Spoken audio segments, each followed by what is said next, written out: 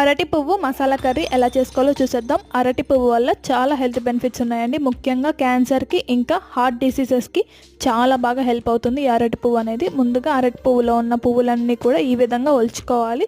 ఒలుచుకున్న తర్వాత ఇలా కట్ చేసుకుని వెంటనే వాటర్లో వేసుకోవాలి, లేదంటే బ్లాక్గా అయిపోతాయి.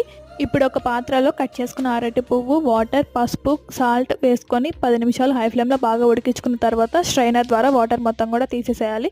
ఇప్పుడు స్టవ్ మీద కడాయిని పెట్టుకొని ఆయిల్, తాలింపు గింజలు, ఎండుమిర్చి, కరివేపాకు, ఆనియన్, టొమాటో, పచ్చిమిర్చి, అల్లం వెల్లుల్లి పేస్ట్ వేసి బాగా ఫ్రై అయిపోయాక పసుపు, సాల్ట్ కూడా వేసేసి బాగా ఫ్రై చేసుకోవాలి. తర్వాత 20 నిమిషాల ముందు నానబెట్టుకున్న పెసరపప్పు, వాటర్ కూడా వేసేసి 5 నిమిషాలు బాగా ఉడికించుకోవాలి. మసాలా కోసం జీడిపప్పు, ఎండు కొబ్బరి, వెల్లుల్లి మొత్తం కూడా బాగా గ్రైండ్ చేసుకొని పెట్టుకోవాలి. వాటర్ బాగా మరిగిన తర్వాత అరటి పువ్వు, కొబ్బరి మసాలా, కారం, ధనియాల పొడి వేసేసి బాగా ఉడికిన తర్వాత లాస్ట్లో కొంచెం కొత్తిమీరని కూడా వేసేసి ఒకసారి బాగా కలిపేసి స్టవ్ ఆఫ్ చేసుకుంటే అరటి పువ్వు కర్రీ రెడీ అయిపోతుంది.